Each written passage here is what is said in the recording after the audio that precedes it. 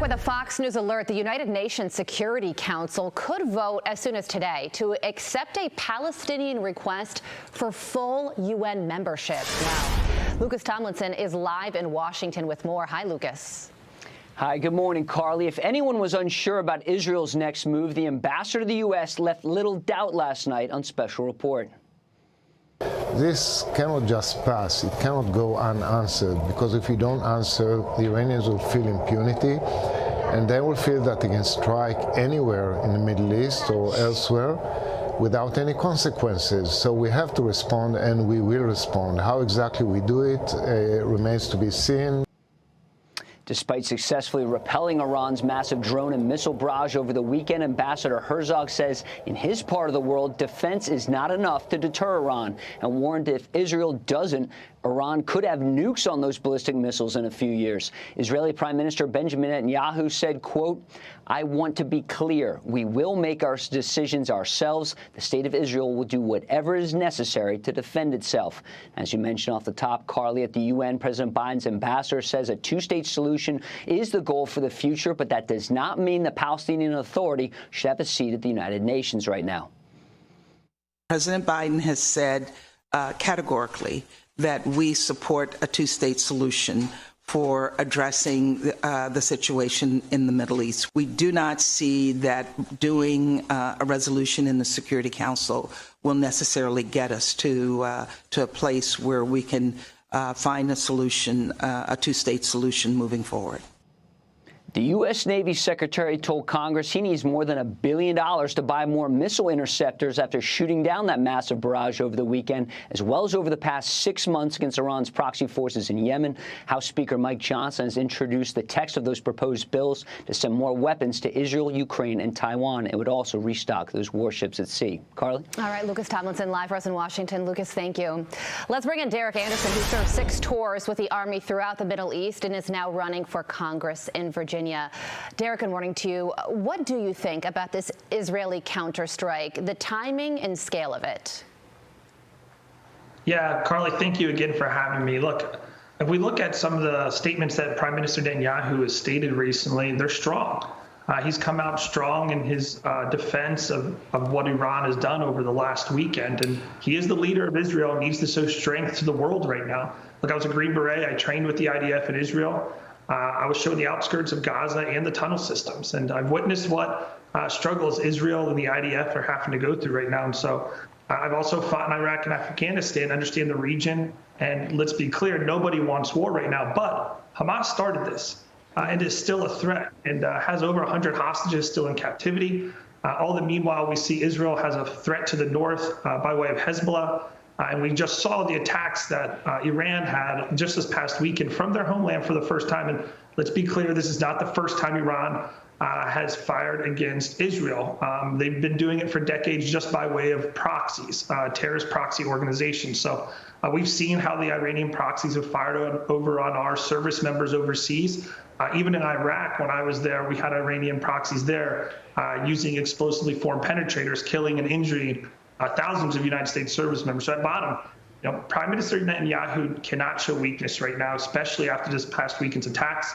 And they 100% have the right to defend themselves. Yeah, you're right about Iranian proxies usually launching these strikes, but now that Iran has, there are questions about Iran's military capabilities. A lot out there about what we learned following this attack, like the country is capable of firing 100 missiles all at once, but at the same time, half of them failed to reach their target or crashed before they even started the launch. So in terms of Iran, how strong is the country militarily, really?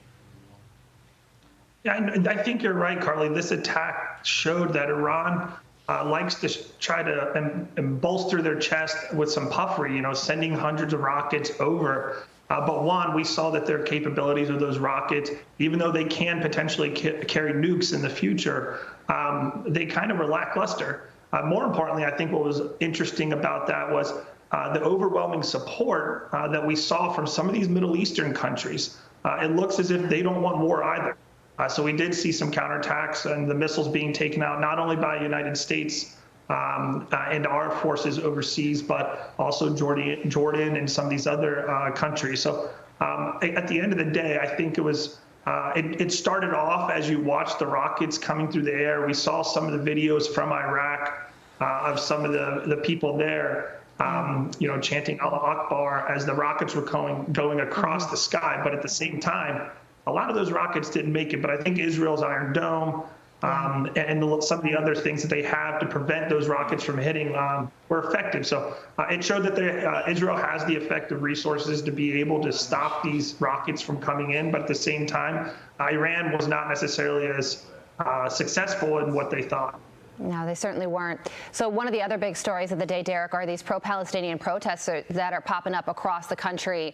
Places like Columbia University, Google's headquarters, and also Capitol Hill yesterday during Defense Secretary Lloyd Austin's testimony. Watch this.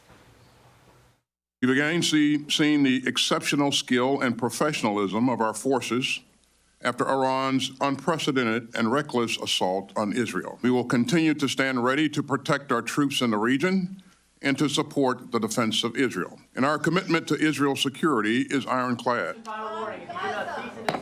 The committee will stand in recess until the Capitol Police can restore order. Capitol Police, please remove the demonstrators from the room. Committee's in recess.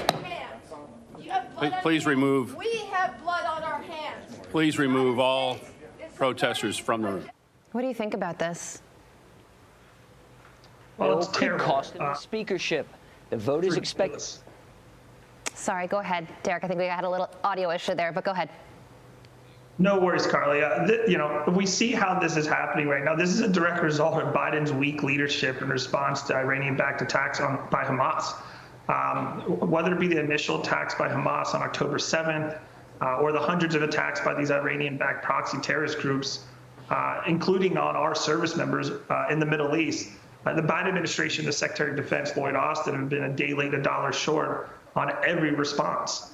This lack of leadership, this empowers and fuels our enemies overseas, as well as some of these pro-Hamas organizations here at home.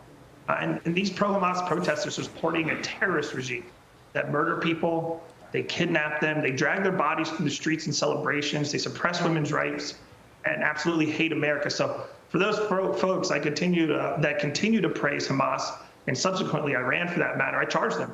See how they'd be treated back in those countries. But it's an unfortunate situation. It's a situation that the Biden administration and the Secretary of Defense, Lloyd Austin, have created based on their lackluster and equivocating support for Israel. It is a very unique and uncertain time. Derrick, thank you so much for joining us. I'm Steve Ducey. I'm Brian Kilmeade. And I'm Ainsley Earhart. And click here to subscribe to the Fox News YouTube page to catch our hottest interviews and most compelling analysis.